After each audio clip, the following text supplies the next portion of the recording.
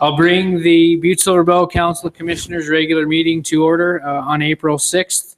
May we please have a roll call, please? We have 10 present, 1 presiding, and 1 absent. Please let the record reflect that Commissioner Shaw is excused. Please join me for the prayer and the pledge. If Commissioner Henderson.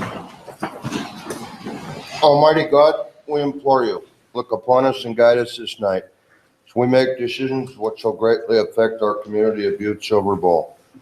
Direct our thoughts, words, and deeds so that we please you and best serve our fellow citizens. Amen. Amen. Pledge allegiance to the flag of the United States of America and to the republic for which it stands, one nation, under God, indivisible, with liberty and justice for all.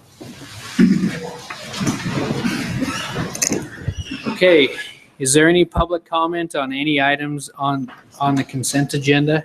Is there any? If there is, please come to the podium and state your name and address for the record. Again, this is for public comment on any items on the consent agenda.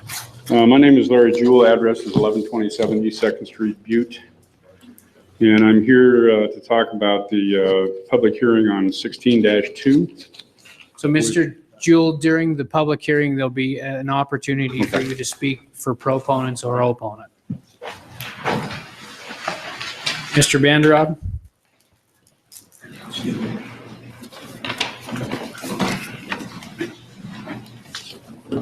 However, Banderab 2601 Grand Avenue. Reference section 2, consent agenda. A5, Judiciary Committee report.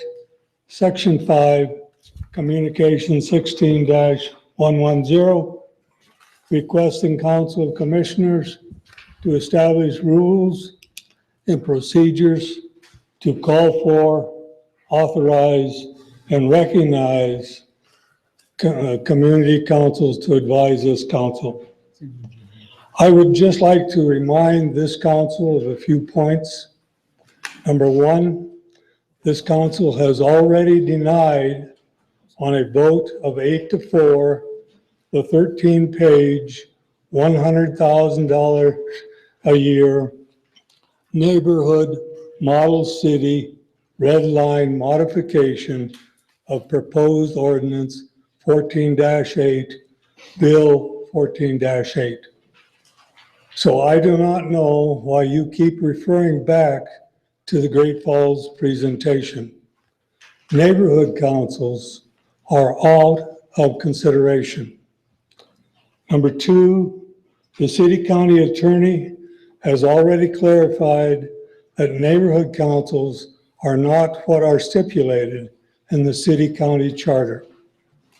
So I do not know why you keep referring back to the neighborhood council concept and cannot move on to the issue that is before you in the communication that has been presented to you. Number three, the city county charter 3.03 does not state community councils are hereby authorized to advise the Council of Commissioners. The city county charter 3.03 states under powers and duties of the Council of Commissioners, E, to authorize community councils to advise the Council of Commissioners. Number four, I do agree with Mr. Worley. The power and the duty is already in the charter. I do not see the need for another ordinance or even a resolution. All that is being asked for are rules and procedures.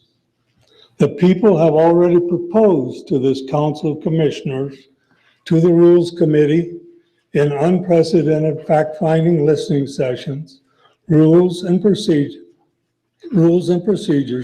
that would incur no additional cost to the taxpayers. The county attorney's letter of April 28th, number 6, the county attorney's letter of April 28th, 2015, clarifies that this Council of Commissioners has the power and the duty to authorize community councils to advise the Council of Commissioners. And furthermore, has the responsibility to determine how they are going to do that. There are 447 people who have signed petitions, and probably 89% of the rest of the people of the greater Butte-Silver Bowl area who agree with what she has presented. Number 7, your Rules Committee has already proposed a no cost to the taxpayers 3-page procedure and a recommendation that you have already concurred with a vote of 10-1, with one person being absent. This proposal needs only slight modifications to change it from the neighborhood council concept to the community council concept. Thank you for your attention. Is there any other public comment on any items on the agenda at this time? Okay. Seeing none, I would ask for approval of the minutes from the regular meeting of March 16th, 2016. Commissioner Walker, I make a motion that we approve the the minutes of the regular meeting on March 16th, 2016. Second.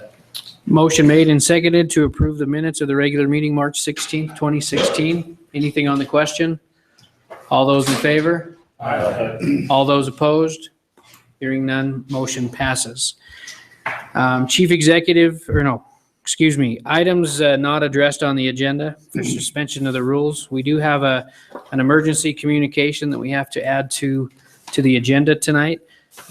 Commissioner Walker.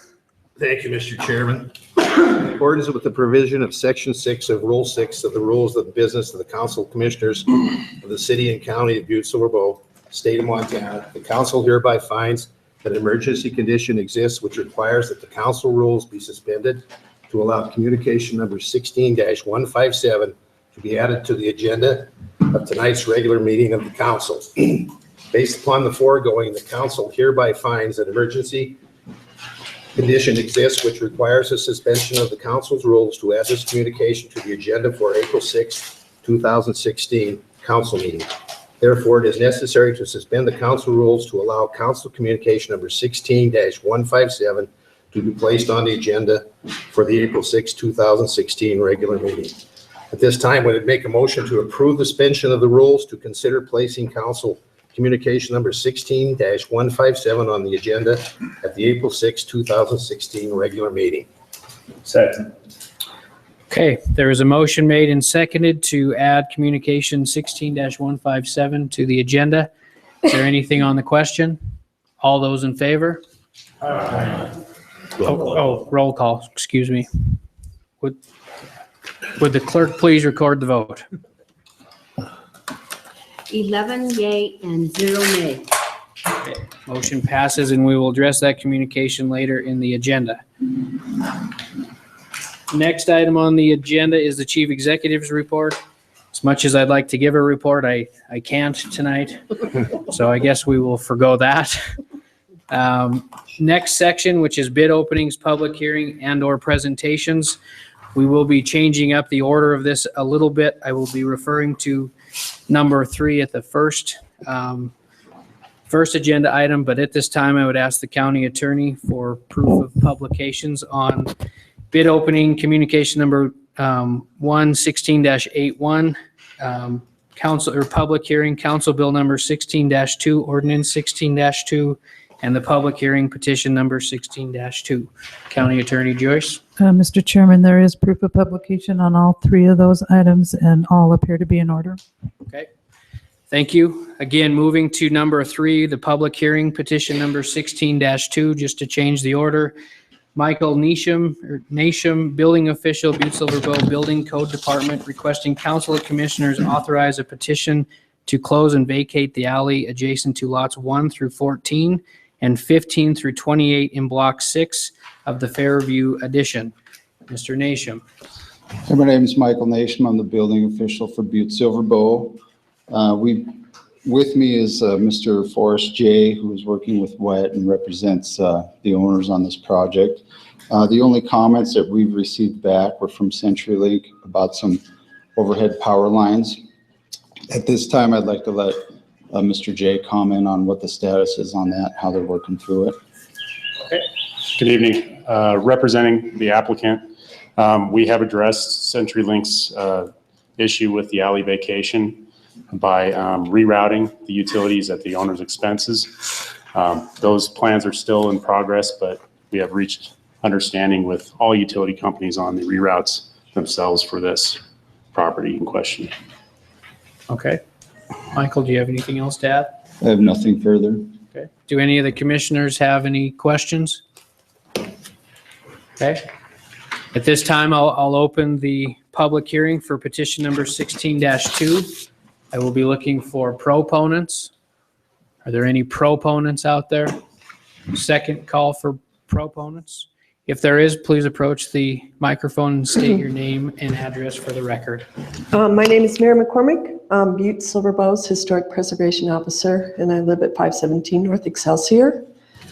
I am speaking as a proponent for the vacant building ordinance. I think it's, is this? Sorry, no, this is over the petition 16-2. This is number 3. We changed the order. Oh, I thought you said 16-2. Oh, Petition number 16-2. Sorry about that. Is there any? Yeah, sorry. That's quite the coincidence there, right? 16-2. they're both 16-2. So this is for proponents on petition number 16-2. Okay. Is there any other proponents? Third and final call for proponents. How about opponents? Is there any opponents for petition number 16-2? Second call for opponents on petition number 16-2. Third and final call for opponents on this petition. Seeing none, I will close the public hearing for petition number 16-2. Moving back up to the agenda item, we will be talking about the bid opening for communication number 16-81. Brian Wilkins, Butte-Silver Bow Public Works Department, requesting Council of Commissioners concur with the request to hold a bid opening on April 6, 2016 regarding the Basin Creek Water Treatment Plant, Ancillary Facilities, Southside Pump Station, and PRV Building. Mr. Wilkins? I'm Brian Wilkins with the Butte-Silver Bow Water Division, and with me is Gary Swanson with Robert Petcha and Associates. He's the engineer for the pump station and PRV project. I'll start by mentioning that this bid had 2 schedules listed in it, including a grand total for both. I'll give you the engineer's estimate for each schedule and then the total.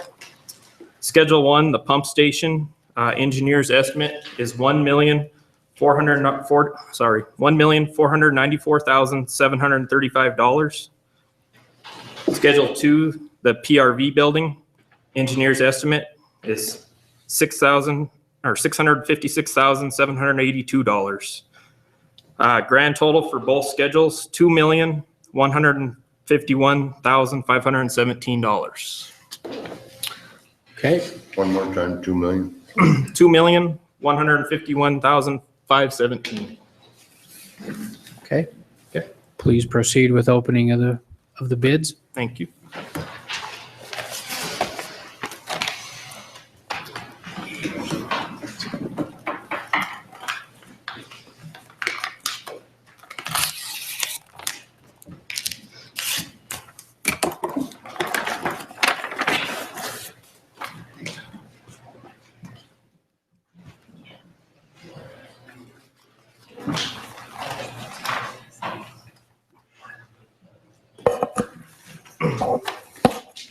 The first bid is from Mountain View Building of Montana.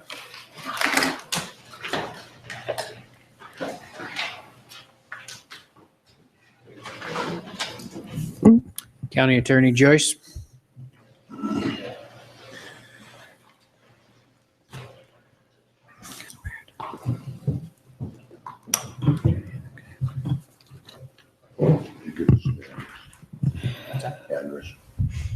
So they just did a power. Mr. of attorney. Wilkins, can you give us an address on that first bid, please? One moment. It's 2011 Bias Lane, Billings, Montana, 59102. Okay. County Attorney Joyce? Mr. Chairman, there is a bid bond from a licensed surety company in the amount of 10% that does appear to be in order. Okay. Mr. Wilkins?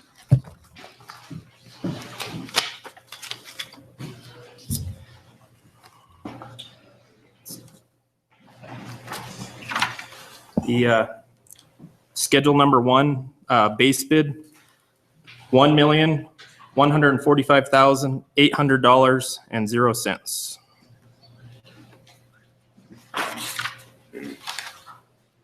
Schedule two, base bid, $630,700.00. The total for schedules one and two, $1,776,500.00. Okay.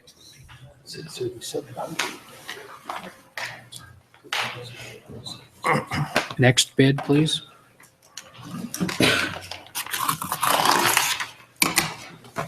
The second bid is from Engineering and Construction Incorporated, 687 Carl Place, Billings, Montana, 59105. County Attorney Joyce? Mr. Chairman, there is a bid bond in the amount of 10% from a licensed surety company that does appear to be in order.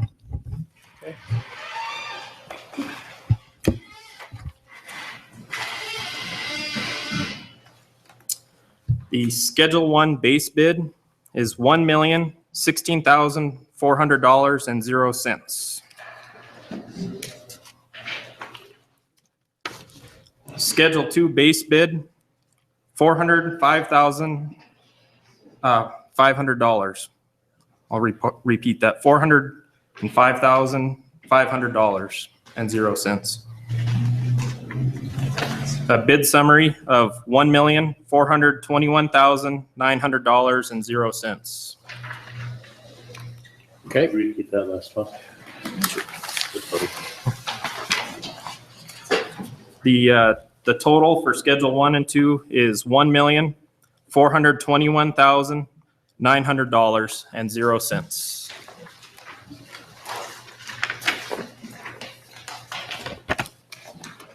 Third bid.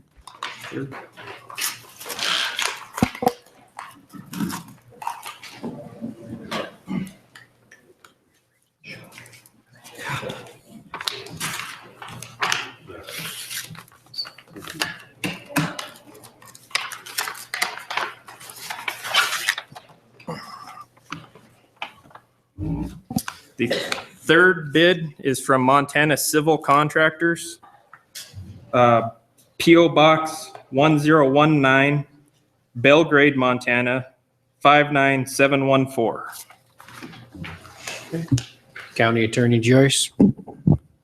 Mr. Chairman, there is a bid bond in the amount of 10% from a licensed surety company that does appear to be in order. Thank you.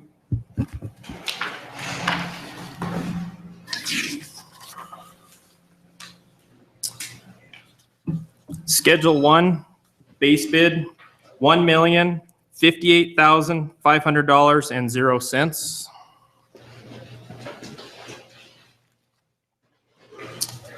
Schedule 2, base bid, $613,000.00. The total, Schedule 1 and Schedule 2 bid, $1,671,500.00.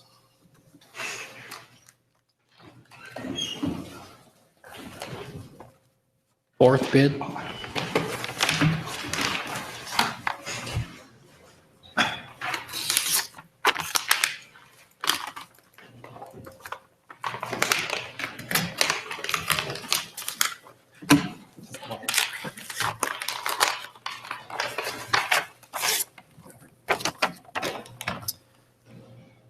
The fourth bid is from Williams Brother Construction, PO Box 1459, Billings, Montana 59103. County Attorney Joyce. Mr. Chairman, there is a bid bond in the amount of 10% from a licensed surety company that does appear to be in order.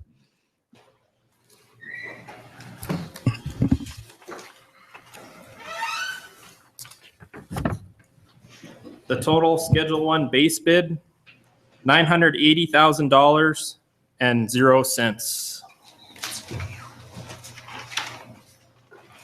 The total Schedule 2 base bid, $460,000 and 0 cents. Total Schedule Base 1 and Base 2 bid, $1,440,000 and 0 cents.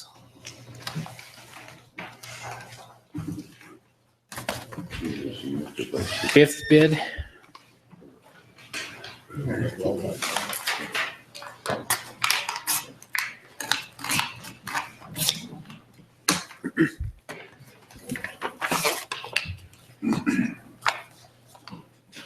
Fifth bid is from Dick Anderson Construction, 4498 Jackrabbit Lane, Bozeman, Montana, 59718. Mr. Chairman, there is a bid bond in the amount of 10% from a licensed surety company that does appear to be in order. Thank you.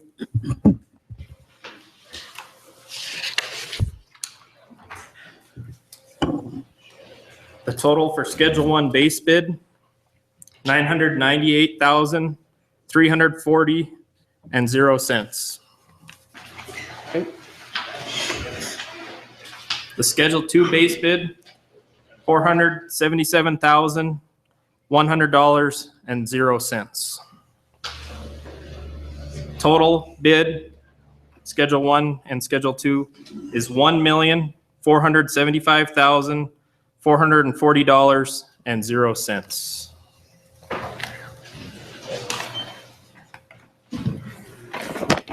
Sixth bid.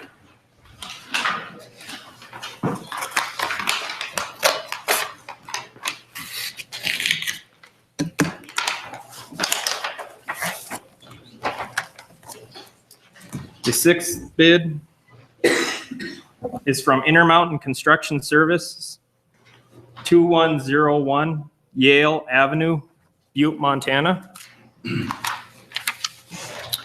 County Attorney Joyce. Mr. Chairman, there is a bid bond in the amount of 10% from a licensed surety company that does appear to be in order.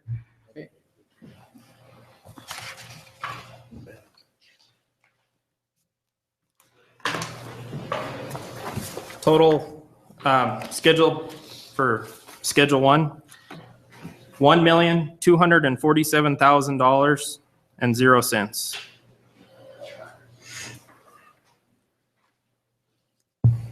The total for the Schedule 2 base bid, $634,000 and 0 cents.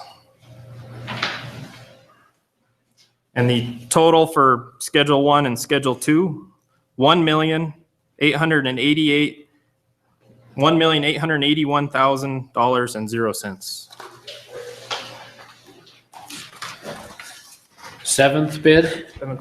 Just so the audience knows, it looks like there's 10 bids out there. The seventh bid is from Diamond Construction, PO Box 5987, Helena, Montana 59604.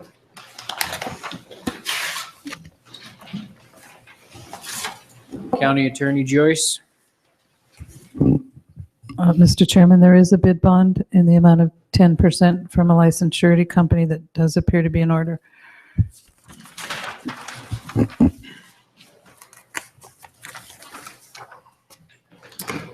The total for Schedule 1, $760,000 and 0 cents.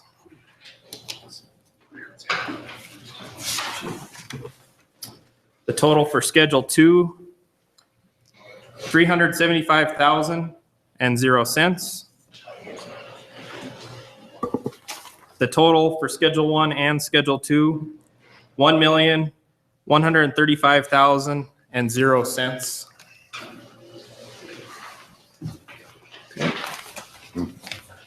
Eighth bid. The eighth bid is submitted by COP Construction, PO Box 20913, Billings, Montana 59104.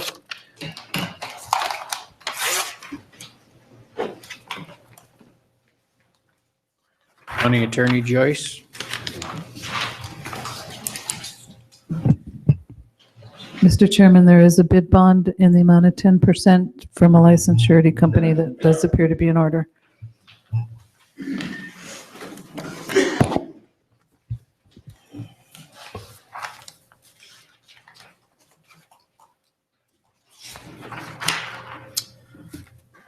The total for Schedule 1, $1,301,800.00.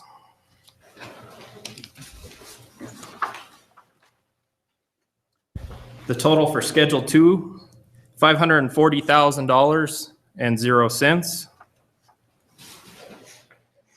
And the total for Schedule 1 and Schedule 2, $1,841,800.00.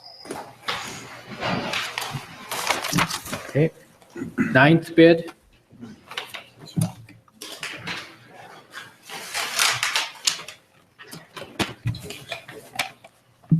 The ninth bid is from Swank Enterprises, 750 West Reserve Drive, Kalispell, Montana, 59901.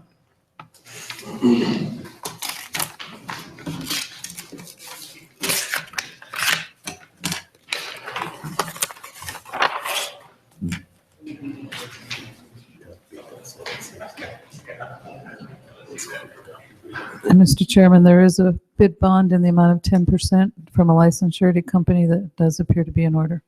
Okay, thank you.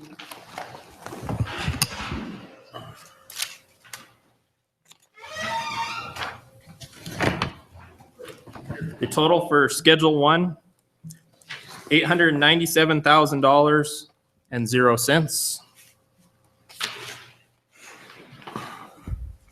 Total for Schedule 2, $497,000.00. The total for Schedule 1 and Schedule 2, $1,394,000.00. 10th bid.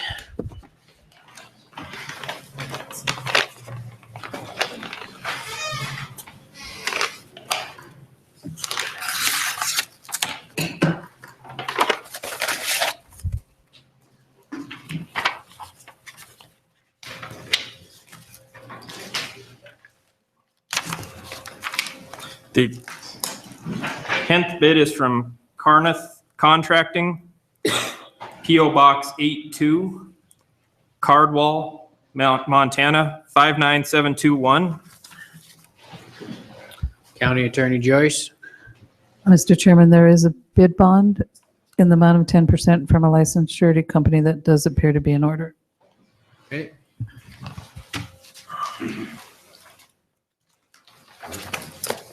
The total for Schedule 1, $950,000 or $950,300.00.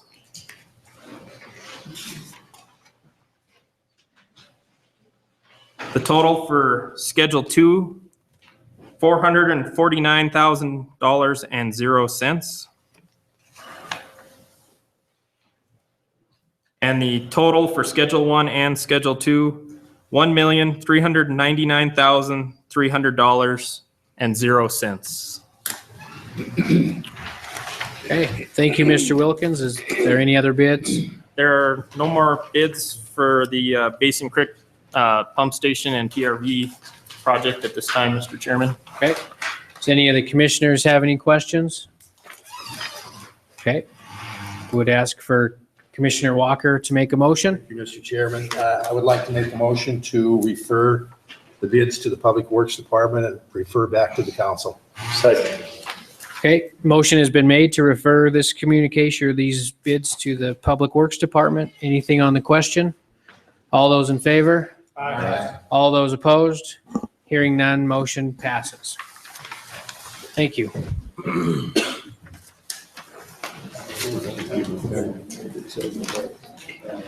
Next on the agenda, number 2, which is the public hearing for the Council Bill number 16-2, Ordinance 16-2, an ordinance establishing a new chapter of the Butte-Silver Bow Municipal Code, BSB-MC, to be numbered 8.02 and to be entitled Vacant Buildings, establishing registration procedures, establishing provisions for enforcement, providing for a penalty, and providing for an effective date herein.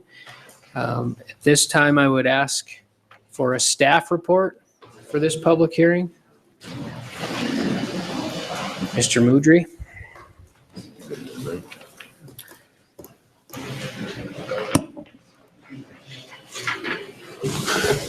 Mr. Chairman, members of the council, for the record, John Mudry, Assistant Community Enrichment Director. And I am going to make this short and we get to the public comments. The reason that this ordinance has come about is twofold. One is a inventory that Butte-Silver Bowl contracted 2 years ago to do an inventory of vacant and blight-stricken buildings. And then the other one was a study that was performed by an independent contractor that was hired through a grant that was given to Butte-Silver Bowl. And that was one of the recommendations from that was to develop a abandoned building registry. And it is a tool that would help the community enrichment, urban revitalization, the historic preservation.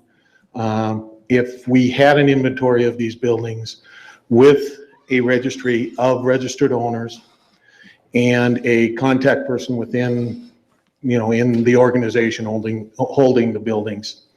Right now, about 50% of the vacant buildings in Uptown Butte are owned by out-of-state, out-of-county, and in some instances, out of the country holding companies, and they're very hard to get a hold of when we see issues with these vacant buildings and the, if they are decaying by neglect.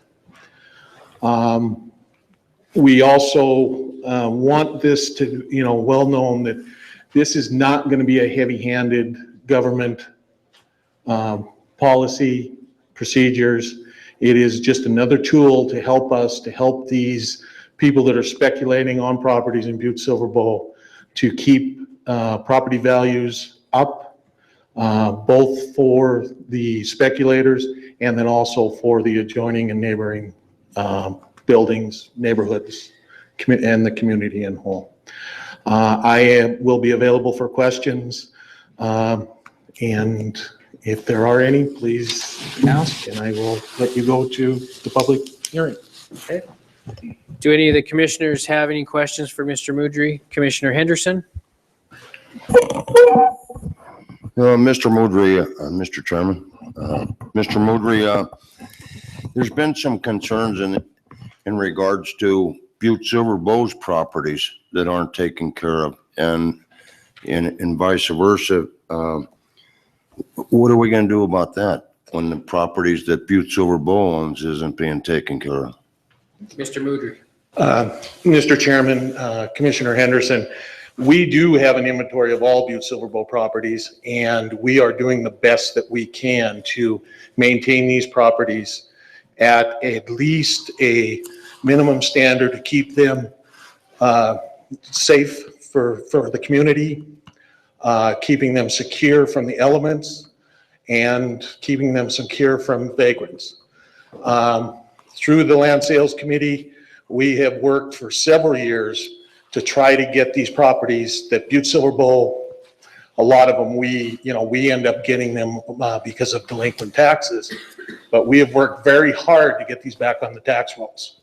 Through our working with the URA and actually all of Butte-Silver Bowl agencies to bring these back. And if there are any that I don't know of, please let me know, and we'll do our best to at least secure them, to keep them from deteriorating anymore that are Butte-Silver Bowl properties. Follow-up, Commissioner Follow-up. Henderson? Mr. Chairman, well, I'll just take for instance, 2nd Street, house burned, quite some time ago. Silver Bowl County now owns it. It's been a hazard. There has been people in there. I think community enrichment or whoever has chased them out of there. The place has not been tore down. Could you help me out on something like that? Because there's been a lot of calls on things of this nature that, Silver Bowl has these properties too that we're not doing. So is there an answer for these? Mr. Mudry? Mr. Chairman, Commissioner Henderson, that particular property that you're speaking about is right now in the process of being put out on a developer's packet to try to get it back into private ownership. And we are working with Karen Burns and her staff to make that property marketable so somebody can take it over. There are several. I mean, I think we have 4 or 5 that you will see the developers packets on them here in the next, couple of weeks, I would think. But we're working very hard to get these back on the tax rolls. And you bring up the question about demolition. Demolition is our last resort. The particular property you're talking about, the fire damage on the outside of the building is very minimal. It is a piece of property that we feel could be offered on a developer's packet and somebody could take advantage of that. The property has been secured by Butte-Silver Bowl. It is patrolled regularly by the law enforcement staff.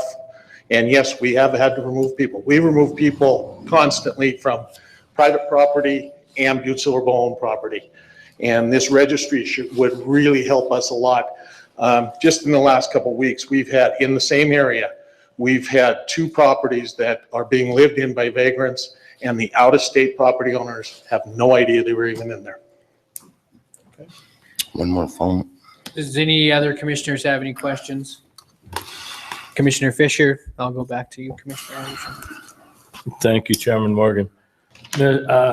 John, I guess a couple of things that I've confronted with people is, I think we do have an inventory of the buildings right now that was, I think 2 years ago, we had somebody came in and took an inventory. So we do have an inventory of the buildings now. The question I get a lot of times is, a lot of people feel it's going to be heavy-handed on the locals and kind of light on the out-of-state and out-of-town owners. Do you see that as an issue?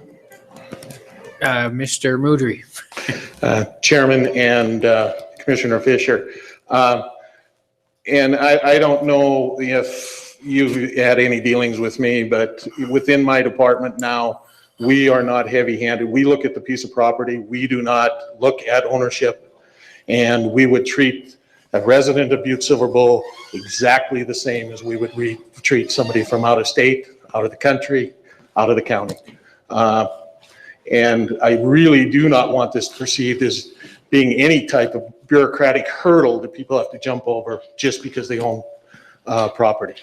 We want the registry. We want to know where these people are, how to get a hold of them. We've got a lot of eyes out there that see a lot of things that a owner may not see. We see deteriorated roofs, broken windows. We see vagrant issues. We see pigeon issues that are not always, real, in the eye of the owner. And that's the best I guess I could put it. Okay. Follow-up, Commissioner Fisher. Thank you, Chairman Morgan. One more, John. Do you think this is something to be handled with the staff that you have, or do you think this causes future for more staff to enforce these rules and regulations? Mr. Mudry. Chairman, Commissioner Fisher, I feel right now that with the staff that we have, because of our reorganization within community enrichment and the weed control department, we have the staff that can do it. It will make our workload actually easier than, we spend a lot of time looking for people, looking for owners, looking for ownership. It's very difficult. And, you know, and as you can read through the ordinance, it shows that we really want to contact either the owner or a registered representative of that owner. And it would make our life, to be honest with you, easier. Any other questions? Anderson, did you? Commissioner Purdue-Dolan? Thank you, Mr. Chairman. John, do you think the fines are sufficient, or do you think there's room for improvement there? Mr. Mudry. Chairman, Commissioner Purdue-Dolan, they are, how do I want to put this? The fines that are in there are efficient. I think they are, how do I want, I guess how I want to put this. I think they're very lenient, to be honest with you. But we want this to be a volunteer program. We want the registry to work. It's, you know, we may have to revisit that, but in this current draft, they are sufficient. Okay. Any other questions from the commissioners? Okay. Thank you, Mr. Mudry. Just so the audience knows, at this time, I'll be opening the public hearing for this. Keep in mind that it's for your comments. We can't get into a dialogue between you and answer any questions. It's just simply for you guys to give us your input. So at this time, I would open the public hearing for Council Bill number 16-2, ordinance number 16-2. And I will ask you to come to the microphone and please state your name and address for the record. Just so the audience knows, we did receive 2 communications from 2 individuals that asked that theirs be read into the record. We have a proponent and an opponent, and at this time, I would ask our council secretary to please read the proponent one into the record. Okay, the first one is from Jeff Francis. He says, I applaud Butte-Silver Bow Commission for taking a stand on vacant buildings that are not being maintained. They should also do the same for residential homes. I ask that the citizens of Butte not look at it as government intrusion, but rather a way to help improve the quality of life in this fine city. That is one of the duties of county and city government. I've heard over and over when speaking to someone at the bar counter or on the street about a decrepit building or house say, well, it's Butte. Why would the good standing citizens of this town accept falling down and structures in disrepair as being okay? Other cities have strict code enforcement regulations regarding the appearance of property. Realizing that there are many older structures that are hard to maintain and expensive to renovate in Butte, the commissioners have to move cautiously on this, but nevertheless start some type of enforcement to keep property owners to at least maintain roofs, outside walls, windows, and paint on their properties. As one of the main property owners in Uptown, I have tried to do my best to maintain my 10 buildings and wished some of the previous owners had done the same, as had some of the roofs been repaired at the appropriate times, a couple of the buildings would be in better shape. Like others, I have items that need to be repaired and maintained, and welcome comments from fellow citizens or the courthouse if there's something they notice that looks unsafe or needs repair. I don't look at this as tomorrow the government is going to come marching down the street and issuing ultimatums and fines, but as a step in the right direction to get some property owners to start maintaining and taking care of their properties. Quite honestly, if you own a property and won't maintain it, do you have the right to own it? Is that fair to your neighbors, fellow citizens, and the town? It becomes a hazard, and then who pays to maintain it? You, the taxpayers. I ask the Butte-Silver Bow commissioners to take this process slowly and avoid knee-jerk reactions, but nevertheless move in the direction of adopting some type of general code for the maintenance of properties in Silver Bow County and appropriate enforcement. Sincerely, Jeff Francis. Thank you, Tracy. At this time, is there any other proponents? If there is, for proponents, please come up to the microphone and state your name for the record. Commissioners, thank you for this opportunity. Again, I'm Mary McCormick. I'm the Historic Preservation Officer, and I am a proponent for this ordinance, and I just wanted a little opportunity to state that tonight. You know, there's nothing more discouraging for me in my job than to go out to look at a house that someone wants to demolish and to find that they haven't taken care of it for the last 30 years and there's huge holes in the roofs and the inside is caving in. It's very discouraging, or it's discouraging to be part of the developers package program and go out and see what deteriorated condition on a property that has gone to Butte-Silver Bow on the tax roll is in. And I really respect the community enrichment staff. They do a great job and they work really hard and they're honest, good people. And I know that they will enforce this ordinance even-handedly. But with that said, I do have a couple of concerns. When I read this ordinance, it seems to me that what we're talking about here, I wonder if there's room in Butte-Silver Bow, according to this ordinance, to have a vacant building that the owner maintains, meets all building codes and is in safe condition, but they have no plans for use in the future, or the building is not being currently used, or there's no plan for use. If you look at section 4 on the building vacant registration, part B, it says, well, there's two versions. There's a red line version that I went over with the county attorney, and then there's the original version. The red line version now says the vacant building registration, part B, the registration shall be submitted on the attached forms provided by the city county's community enrichment department. The form shall include 1, a plan for the repair / rehabilitation and continued care and upkeep of the property acceptable to any agency of the city county, and/or a timetable for returning the building to permitted use or for demolition of the building. And it's that and/or at the end of that first item that confuses me. It makes me feel like that there is no room to have a vacant but very secure building that is not in use. And I would suggest a rewrite that the registration, that we just eliminate the item 2, which is returning the building to a permitted use, and just have the form shall include a plan for the repair / rehabilitation and continued care and upkeep of the property, or for demolition of the building, subject to the provisions of the Historic Preservation Ordinance. Thank you very much. Thank you. Mr. Jewell, did you want to come up? Please state your name and address for the record, please. Larry Jewell, 1127 East 2nd Street, down in Butte, Montana. I also am a promoter of the ordinance because I think it would help.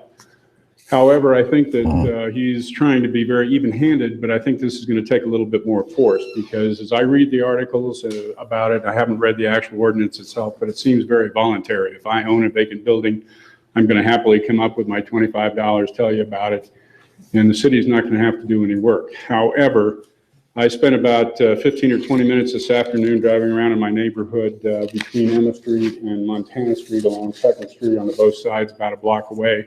I've got some photographs I'd like to share with you, because there are probably 30 empty buildings along that little period down there. And none of those people are going to come forward to provide you that $25 fee. And that $25 fee is not sufficient also to cover the work that the folks have to do in order to be able to, look up where those people are located and where they are, and send them letters and registered letters and everything else that they've got to do. I also included a few photographs in there of the community enrichment stuff that's supposed to be done in that neighborhood down there, and we don't seem to be able to get any traction in getting some of those places cleaned up that are also very dirty and trashy. So we already have an overworked, or apparently overworked, agency for the government on the community enrichment part, and now they're going to try to expand into identifying and discovering these places. And it's not just people coming in to pay the $25 or accept the fee or do the plan. they're actually going to have to go around and look at a lot of these places in order to be able to find them. They're going to have to be able to send them letters. They're going to have to send registered letters. They're going to have to do a lot of work in order to be able to come up with, who those people are and what's going to happen with it. So I think it's a great idea. There are some properties that are savable. There are others that probably should just be bulldozed and sold as lots. I hate to say that because I enjoy the rich interiors of a lot of these old buildings and stuff like that too, but sometimes it's time to move on to something else. So I think it's a great idea, but I'm concerned with the cheapness of the fines and the fees. I don't think they're going to cover the city costs. I don't think the organization that is currently going to be doing this has enough people to really discover everything and then try to really be able to figure out what to do with it. So I hope there's some way that we can work this out and make it worthwhile. Okay. Thank you very much. Is there any other proponents? Are there any other proponents? Third and final call for proponents. Okay. At this time, I would move to opponents. Is there anybody out there opposed to this ordinance? If there is, please come to the podium and state your name and address for the record, sir. Oh. My name's Dan Riley. I got a couple questions here. Heavy-handed, what does that mean? Mr. Riley, just at this time, we can't answer any questions. Okay. We'll log them into the record. Well, the other question I have is, isn't there a law on the books already prohibiting properties that, like, I got a certified letter about a year ago on a garage door that I took down. About a month after I took it down, I got a certified letter from the county. They gave me a week to get a new garage door, close it up. Okay, that's heavy-handed. Okay, that's heavy-handed. The other thing is, it's a volunteer program. I don't understand what a volunteer program is. This volunteer, what's the fines for? I think it's a little heavy. Okay, and are you going to be sending certified letters out? Or are you just going to try to make a phone call? Or are you just going to send them a certified letter with the fine on it? That's my question. I'm against it. I think you already got laws on the books. We don't need any more of this stuff. I mean, the county's going to end up owning a lot of these properties as it is, just because of this law that you're trying to pass. Thank you. Thank you. Also, at this time, as I mentioned before, there was another letter that was sent to this body to be read into the record. So, Tracy, can you please read that letter? Okay. This letter is from the Ignatowicz family, and they say, "I am against the vacancy ordinance. We have too many rules, regulations, etc. already. Vacant after 30 days. There are a lot of good buildings in Butte kept in good shape that have been vacant for years. Taxes are paid, so what's the problem? The recourse is if you don't pay your taxes after 3 years, the city takes your property. The city owns many properties that you would have to pay me to take them, so they are not fixable. Casey Street is one, and one on Idaho Street, Highland Street off Main, and Iron and 102 East 2nd. Clean up your own backyard before you start passing laws against property owners. I have never seen our city so stupid with their laws and use of taxpayers' money as I've seen in past years. We're broke paying for new jobs, admin building, archive building, bike route, Main Street down to 2 lanes, 4-way stops on main streets, Main and Park, Main and Granite. The most wrecks are at 4-way stops, 80%. And 2 main uptown streets are 4-ways due to another great idea to take out traffic lights. Now we want to block from Main to Park all the way to Tech with trees down the middle. Does some 5-year-old stay awake at night coming up with these dumb ideas? Let's get real for once. Stop doing and trying to model us after Bozeman and Missoula. Uptown is never going to be the way it was when there was no mall or Walmart, when you can shop after 5 p.m. Grow up and wake up. The Ignatowicz family and others I know feel this way. Couldn't make the meeting. Okay. Is there any other people in the audience that are opposed to this resolution? Okay. Please come to the microphone and state your name and address for the record, please, sir. Sure. My name is Rich Penhaligon. I live at 828 West Court Street. Mr. Chairman and Commissioners, I know there are buildings that need to be saved from their own destruction. I'm not totally against this ordinance.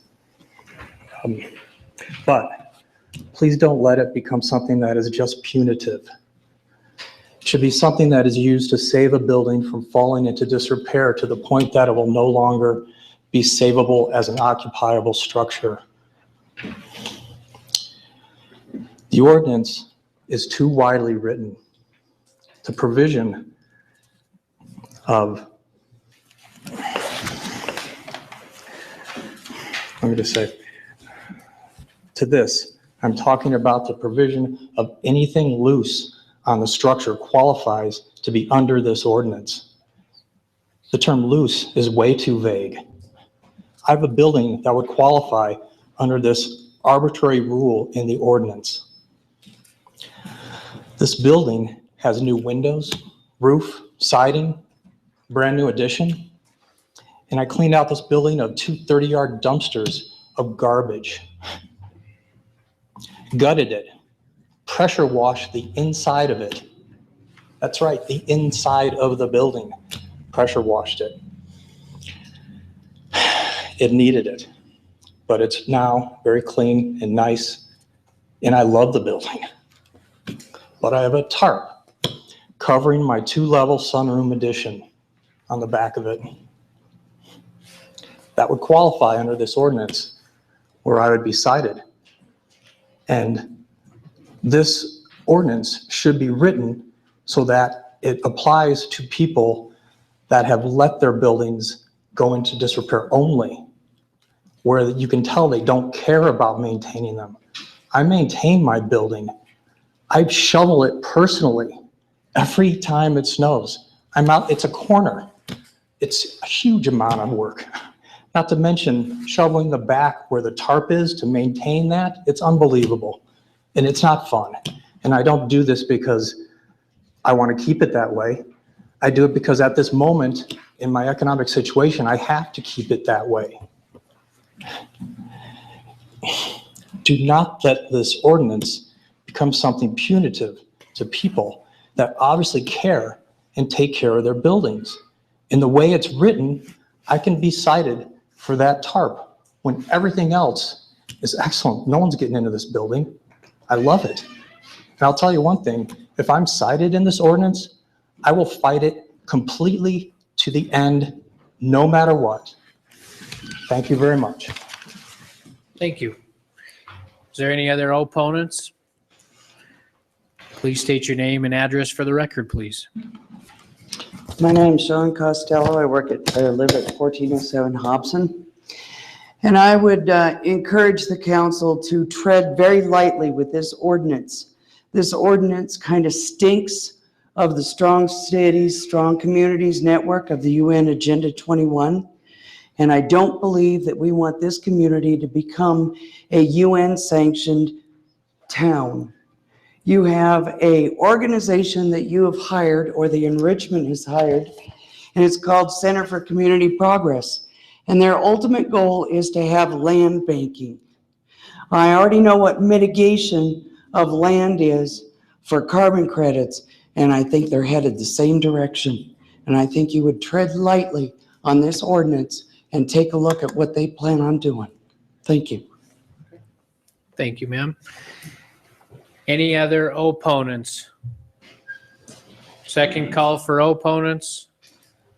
Third and final call for opponents.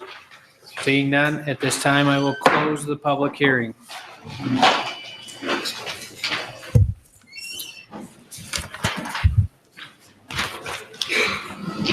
Next section on the agenda is section 2, the consent agenda.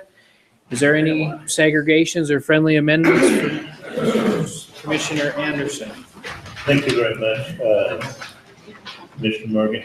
At this time, I'd like to segregate item number 27 in section C. Communication is 16-1 152. Okay, thank you, Commissioner. Commissioner Palmer? Thank you, Mr. Chairman. I'd like to segregate B22, Communication 16-147. Thank you, Mr. Palmer. Any other segregations? Commissioner Foley? Thank you, Mr. Chairman. I'd like to segregate number 26 under section C, communication 16-151. Thank you, Mr. Foley. Any other segregations? Seeing none. Commissioner Walker? This time I'd like to approve the consent agenda, section A, 1 through 5, section B, 1 through, section 1 communication, section C, 1 through 31, exclusive of section 22, or item 22, communication 16-147, item 26, 16-151, and item number 27, 16-152. Second. Okay. Motion made and seconded. Anything on the question? All those in favor? Aye. All those opposed? Seeing none, motion passes. Going in the order, communication 22, 16-147, Dave Palmer, Butte-Silver Bow Commissioner, District Number 12, requesting Council of Commissioners reconsider configuration of the lanes on Main Street. Commissioner Palmer. Thank you, Mr. Chairman. The recommendation on this is to refer it to Public Works Committee. I have no problem with that, except when I read the article in today's paper by the Public Works Director, it made it sound like that they have every intention of just repainting the existing stripes. My communication had asked for this process to be held off until this council acts on this, because I feel that the bike lane on that lane should be taken out and we should go with Sharrow's going up and down, and just to make the lanes a little wider and safer. And I don't have a problem with it going to Public Works Committee, with the understanding that no action will be taken until that time that this council acts on it. So at this time, I'll just move that we concur with the recommendation referred to Public Works Committee with that stipulation. Second. Okay. Motion made and seconded to refer communication 16-147 to the Public Works Committee with stipulation that nothing will be taken care of before. Is there anything on the question? Commissioner Fulton? Thank you. I guess I can respect that, but we have to remind this body is that we did approve, the changing of the lanes within, the uptown area and the parking and so on. I believe obviously you are, holding this because you feel there's concerns, but my point on this is I don't think we can actually make an assessment on the fact that these lanes haven't even been in existence for X number of months, and half of those have been covered with snow. So, it's very difficult to change policies and procedures and plans without really having a good analysis of this. And I hope that, like I said, we also have to put our, trust and faith, which we approved with the Public Works Department. And so I just want to make that on record as well. I think that, that to jump right into this and think that, we can have this discussion of Public Works, but, to supersede what has already been approved. And at this point, I don't think we can make an honest assessment of it. So. On the question, Commissioner Anderson? Thank you very much, Chairman. I would agree with Commissioner Foley to a point. One of the things that we did mention when we passed this last fall was that it was only paint and we could repaint it later if it wasn't working.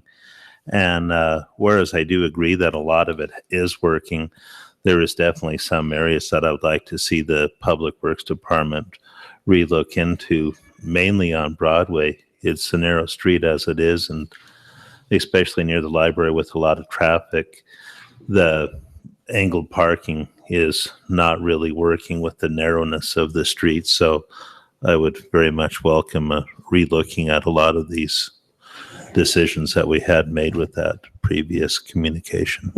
Okay, thank you. Commissioner Fisher on the question. Thank you, Chairman Morgan.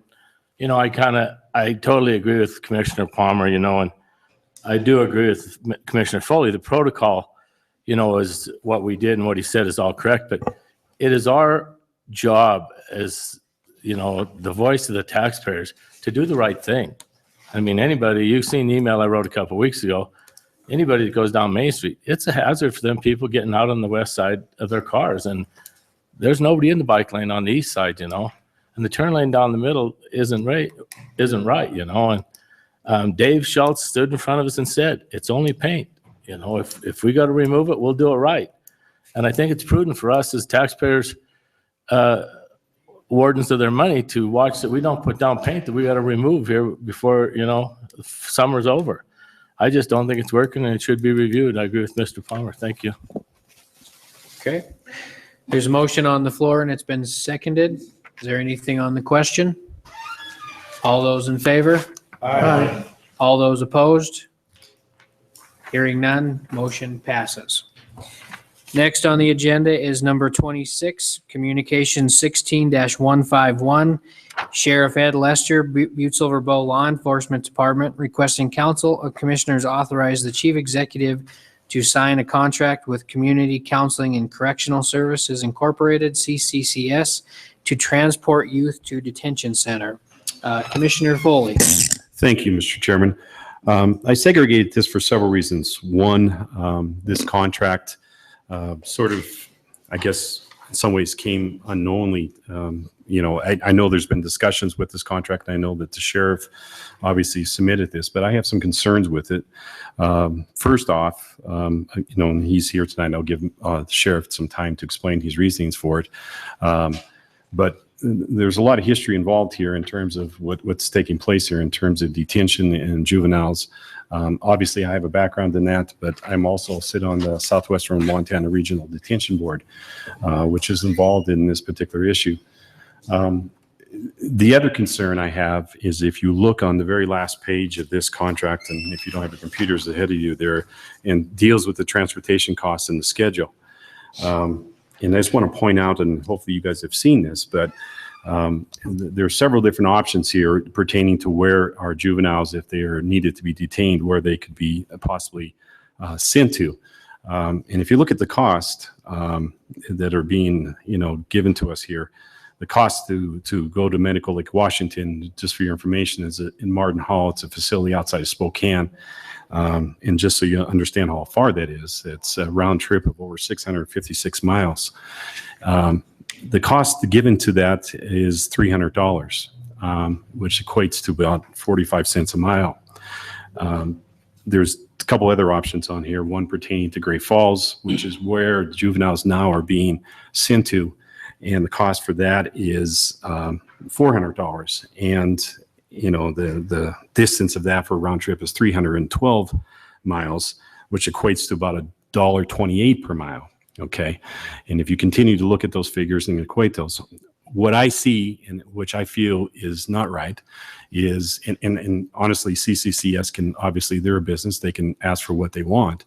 But obviously they are trying to encourage our local government to use Martin Hall just by the simple facts of economics. To me, I don't feel that's right. I have a lot of concerns with the use of Martin Hall, mainly because of its distance and other concerns there. I realize that, you know, there's other options here as far as that, but what I would like to see is further discussion of this contract before we approve it. I think there needs to be the consideration of just not the sheriff's office, which I know he will explain where their concerns are, but I believe there's other players involved in this, and particularly the Juvenile Probation Youth Court. They are the individuals that once these individuals are detained, it's their responsibility to how to deal with them and what they should or shouldn't do, not to mention public defenders, judges, and so on. So it's a little more complicated than just jumping into this real quickly. So that'd be my request, is that we could possibly, and I can ask I have tried to contact the sheriff on this several times and I've been unable to discuss it with him. But since the sheriff is here tonight, I would ask if you want to explain your view on this and why you feel it's needed. Yeah, I can certainly talk to that. There's no question that the trip to Medical Lake is listed at $300 and the others are more than that. And obviously that's because that if we had juveniles at the Medical Lake facility, Mr. Thatcher and CCCS anticipate recovering some of those costs for the transport by the daily rate that they would obtain for the services they provide at Medical Lake. That's no question. My concern is I don't have right now currently, and it's due to the closure of Rio. That facility is no longer available, and CCCS transported. In our case, they would come and transport juveniles who were being detained in our. We can't detain juveniles in our county jail, so we don't have a place to put a juvenile if we arrest them on a domestic violence or some felony type situation where we're having to house them. Not to and that's even if they're compliant. Not to mention those who are not compliant. So it's a real liability for us to hold juveniles for any length of time in our building.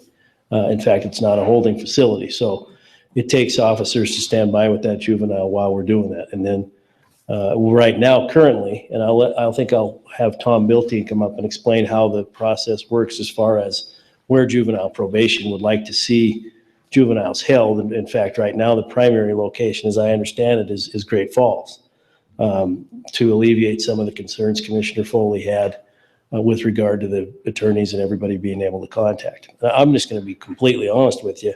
When we arrest a juvenile, my priority is to get him out of our hands and into somebody who can take care of them professionally, because it takes, right now we're transporting those folks to either Great Falls or halfway to Great Falls. So, and we have to send 2 officers.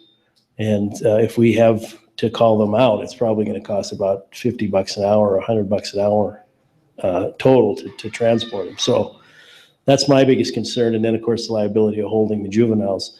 I'd like to have Tom come up and explain the process about how it is determined where they're sent. If they're available, Great Falls is going to take them, as my understanding. But Tom, you want to come up?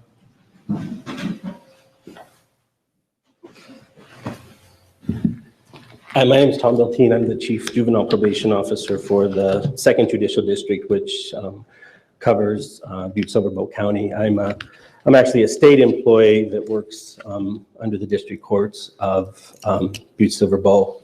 Address is 1807 B Street, or I just live above you most of the time. So with regards to Sheriff Sluster's question, I believe the process that we have in place currently is we are utilizing the Cascade Juvenile Detention Center located up in Great Falls, Montana. They have a transportation program within their facility.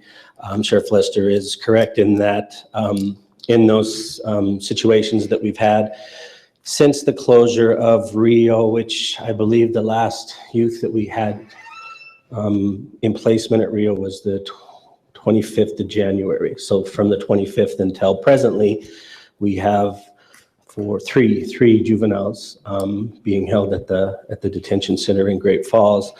We have, well, I shouldn't say we initially, and I don't know if it helps to have a little history. The responsibility of detention and transportation of juveniles rests with the county, not with the state, i.e. the youth court probation. So we rely heavily on the sheriff's office to coordinate those transports to any secure facility.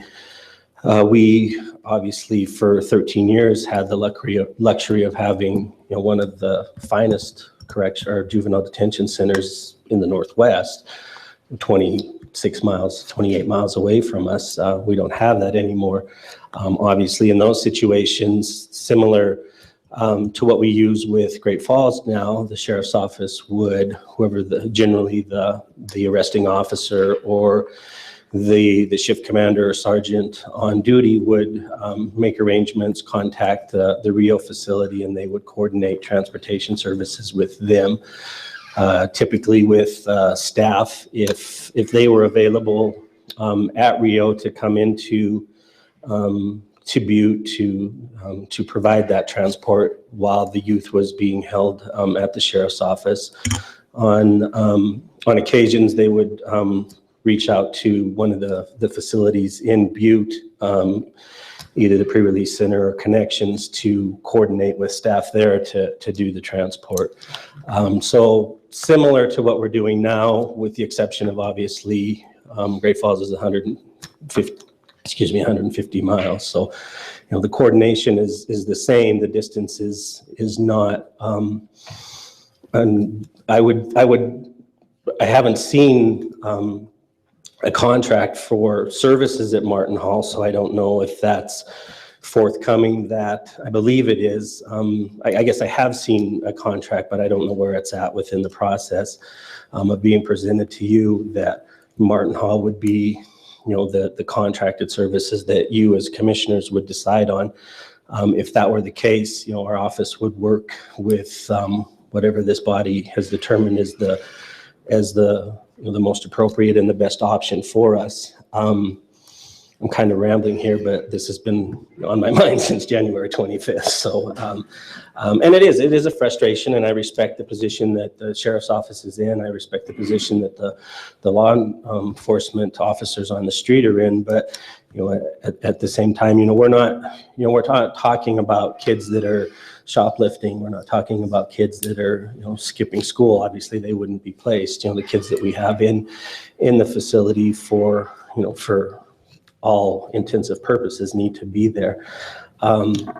We've had, I think I tried to count it up today, I think we've had about 10 separate youth that have been placed at Cascade County since we started using them.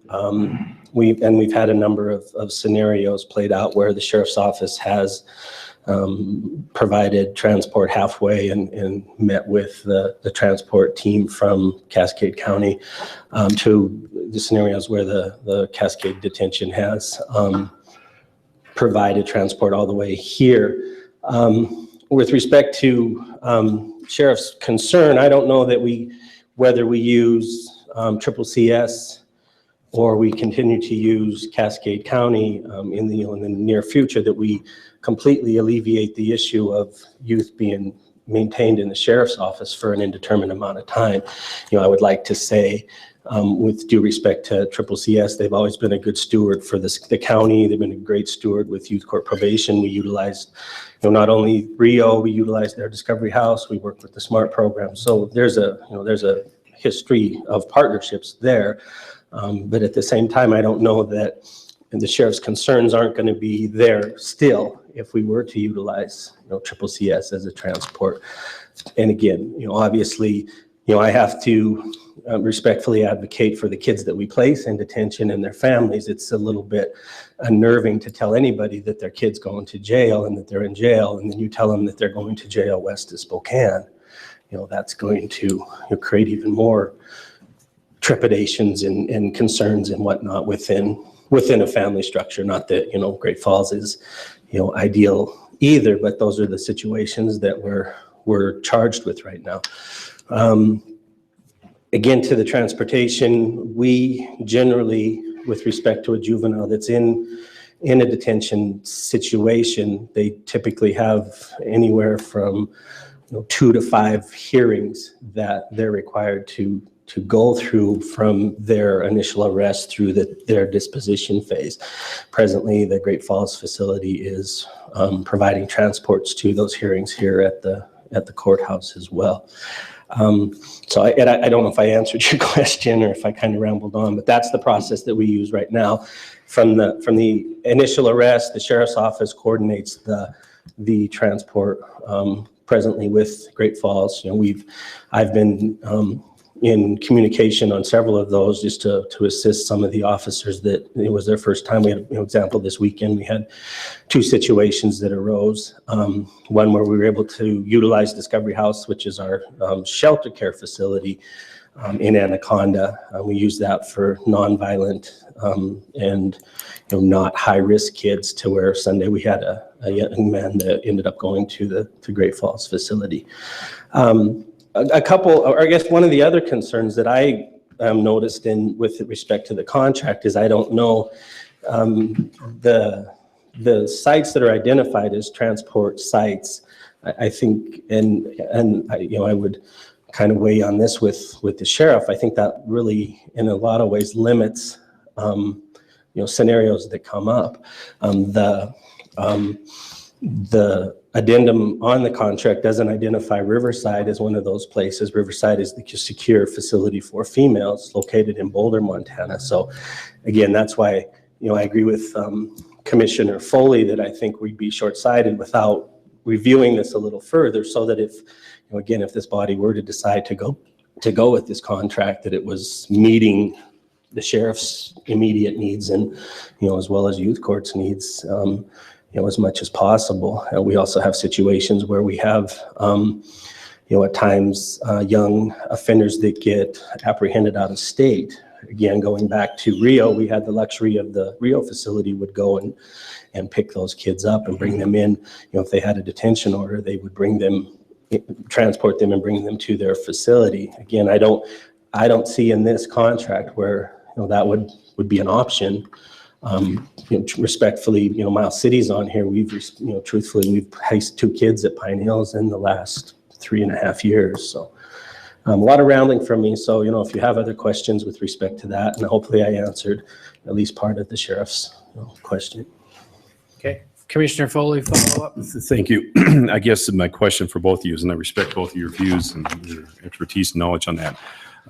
If you'd be willing to, I guess, meet with me, as well as the county attorney would like to review this a little bit further, and the sit down in a meeting that sort of makes sure that my concerns, as well as the juvenile probation office and anybody else, and I know you've already met on this, but I'd like to be part of the loop on this, because I do have some issues with these. And if you guys would be willing to do that, I can make a motion to refer this to committee of whole, and hopefully we can have this come back to us, and whether it be in this fashion or some others. So yeah, I don't see any issue with that at all. Obviously, I want to get out of the juvenile transport business as quickly as I possibly can, but I don't have any issue. We've had, 10 transports, and I think that's eventually what I see happening is a series of contracts with different juvenile detention facilities, because here's my biggest concern. We have a contract with, Missoula doesn't give contracts, and they're generally full. Billings is generally full. Great Falls has beds and we haven't had any problem getting in there, but if there ever is a problem, and we don't have a contract with CCCS, which in my mind is probably always going to have beds, we don't have to send them to CCCS if there's a bed in Great Falls or one of these other facilities. That's not what I'm not advocating send them any farther than we have to, but I certainly don't want to be holding a juvenile and have no place to send them. That's my biggest fear, because then I don't know what we do with it. That's as far as the housing aspect. The contract, as far as the transport, we can certainly hold off for another week or whatever it takes to get rid of the heartburn. Okay. Commissioner Foley. One more follow-up, and I appreciate that. I guess I just want to comment that I think we're making assumptions, obviously, that Martin Hall is always going to be there, and I can make some points on that. But the other thing, too, and all due respect to your office, other counties do transport, other sheriff's departments, other police departments, Cascade County for one. And so I know that's a manpower issue, and if that needs to be addressed because of the new circumstances, this council needs to address that. And I guess to say that you're going to get out of the juvenile business is probably not going to happen, because well, no, we're going to arrest juveniles. I'm not saying that, right. But I certainly would rather not. My concern is if we have to transport, no problem. My concern is holding them with no place to transport them, and that's a real concern. Right. And that's what happened as a result of Rio, and we all know. Well, we all have a good idea why that went down, but that's my biggest concern. And is truly, if we're going to transport juveniles, to get them on the road as quickly as we can, but I can't send 2 officers to Great Falls if I only have 4 officers working. So then we got to call 2 out, and that causes issues. So that's my issue is to get out of that juvenile transport business if it's at all possible, because I think in the end, it's probably cheaper to have somebody else do it than it is our guys. Commissioner Fisher, did you have a question? Thank you, Chairman Morgan. I guess my question is, whose call is it to pick the facility that the juvenile goes to upon arrest? I mean, we know we're not sending shoplifters, we're sending some pretty bad boys and girls. They're not men and women yet.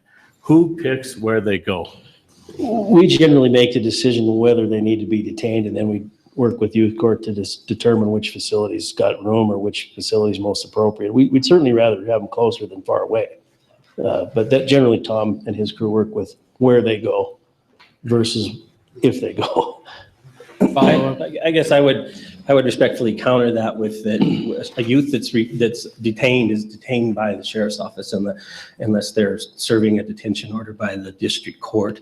Again, I don't want to turn this into us against them kind of thing, but the responsibility of choosing a detention center, rests, I believe, and I don't know if, County Attorney Joyce can attest to this, but within the Montana Code Annotated, within the Youth Court Act, the responsibility of detention and transportation rests with the county.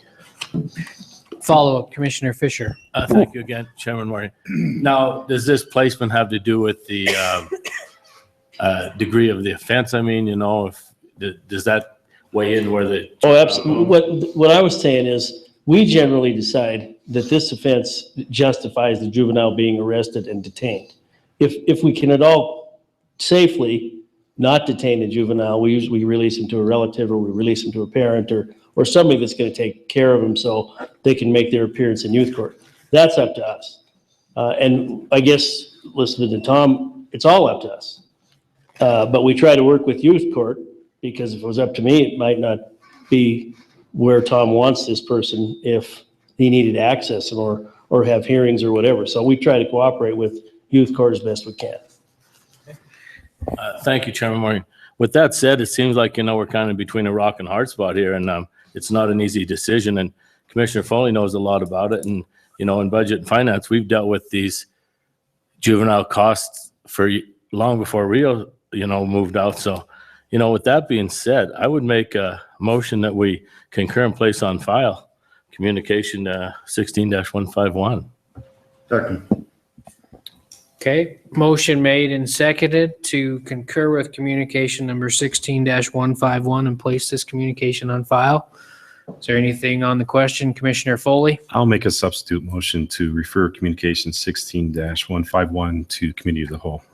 Second. Second, motion on the floor to hold or to refer communication 16-151 to the committee of the whole. Is there anything on that question? So this is the motion that we will be voting on to move it to the committee of the whole. Anything on the question? All those in favor? Aye. All those opposed? Hearing none, motion passes.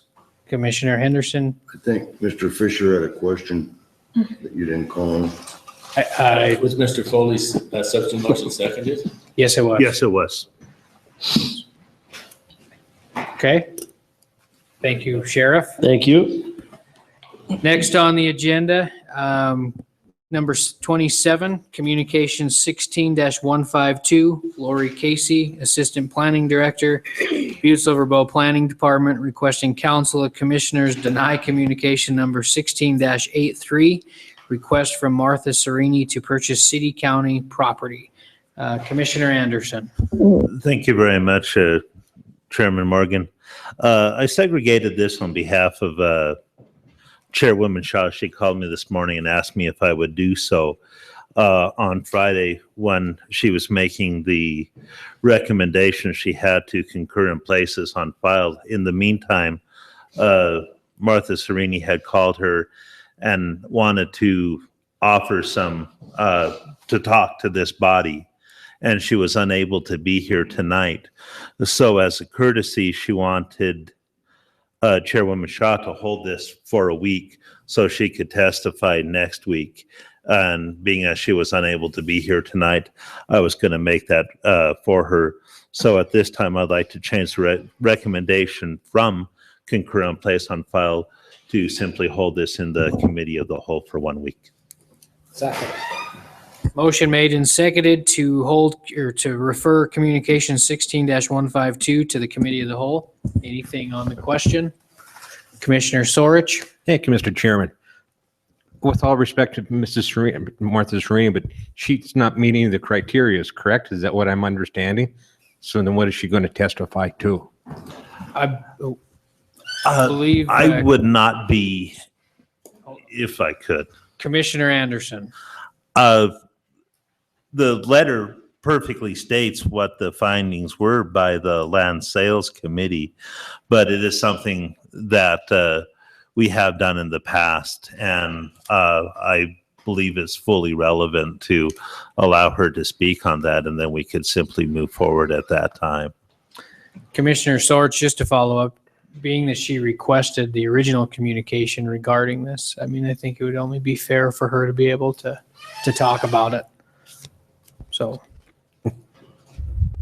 okay.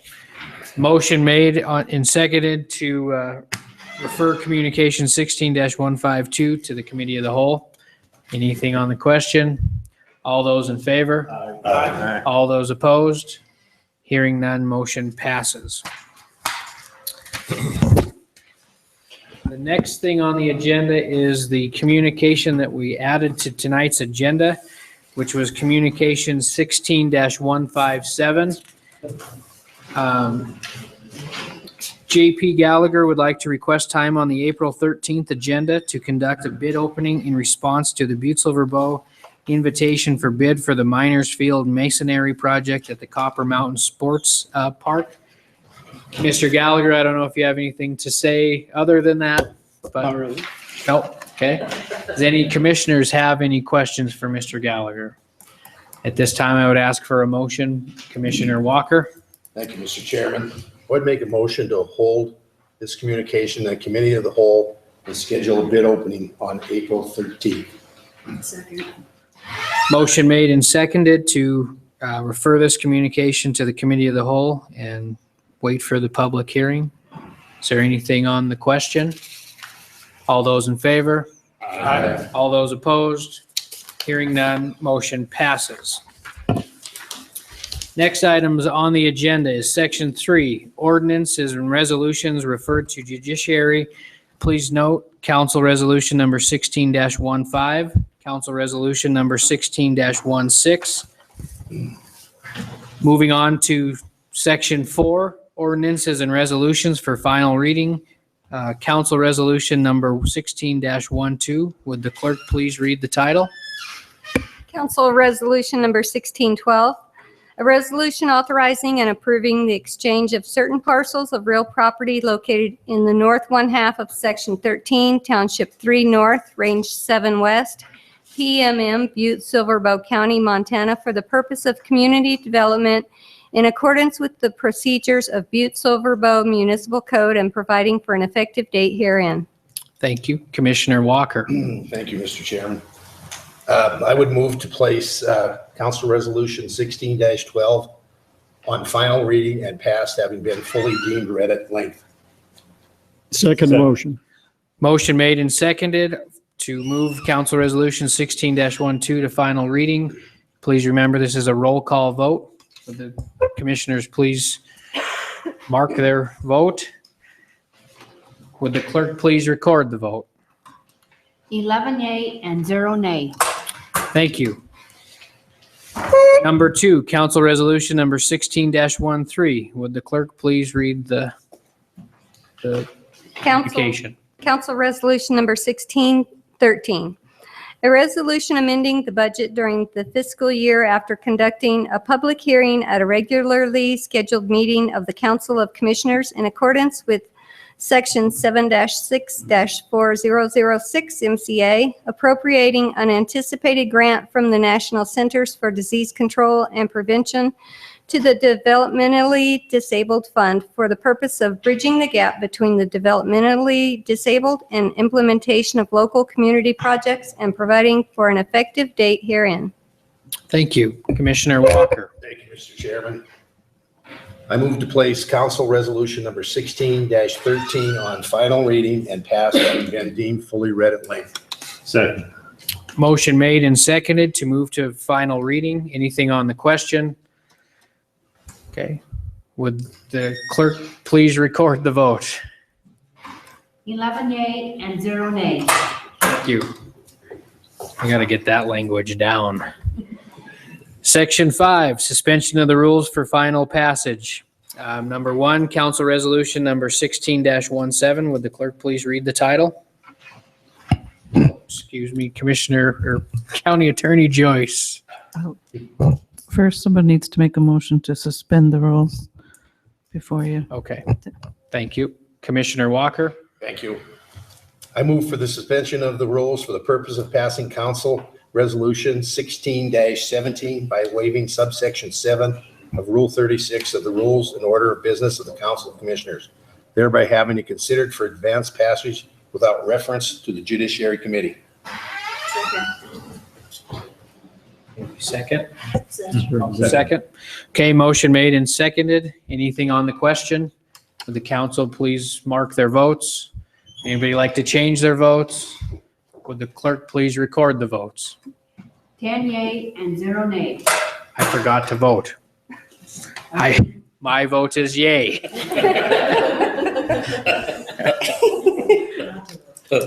Number 1, council resolution number 16-17. Would the clerk please read the title?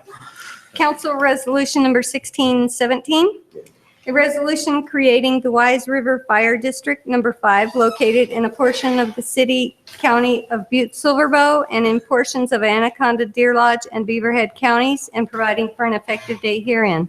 Thank you. Commissioner Walker. Thank you, Mr. Chairman. I move to place council resolution 16-17 on final reading and passed having been deemed fully read at length. Second. Motion made and seconded. Anything on the question? Would the commissioners please cast their vote? Anybody like to change their vote? Would the clerk please record the vote? 11 yea and 0 nay. Thank you. Next item on the agenda is any public comment on any public matter that's not on tonight's agenda. Mr. Banderod, please state your name. Robert Banderod, 2601 Grand Avenue. I have been asked by some people this week, where are the green containers for biodegradable green waste? Now is the time of the year that the green waste starts to come off. Okay. Any other public comment on any public matter not on the agenda? Mr. Rivas, please state your name and address for the record. Mark Rivas, 842 West Galena. I just wanted the last word from Ed there. Chairman Morgan, I had a procedural comment, and I'm not sure what the answer is, and I'm kind of pointing at the county attorney. When an ordinance has been read and it has started through the process, and then there's significant changes following the red lines, when does the process start over again, or can it just keep going toward final reading? It's just more of a big question. When you have significant changes to an ordinance, it's hard to track to know what the final product is. So I'm just throwing that out, and I just like the county attorney to check that. Thank you. Thank you. Any other public comment? Yeah. Okay, seeing, not free. Commissioner Henderson, this is not the proper time for you to ask any questions. Okay. Please take notes on the calendar of other meetings and events. Is there any other comments to be made? That would be the time for Mr. Henderson. Mr. Henderson, do you have anything to add at this time?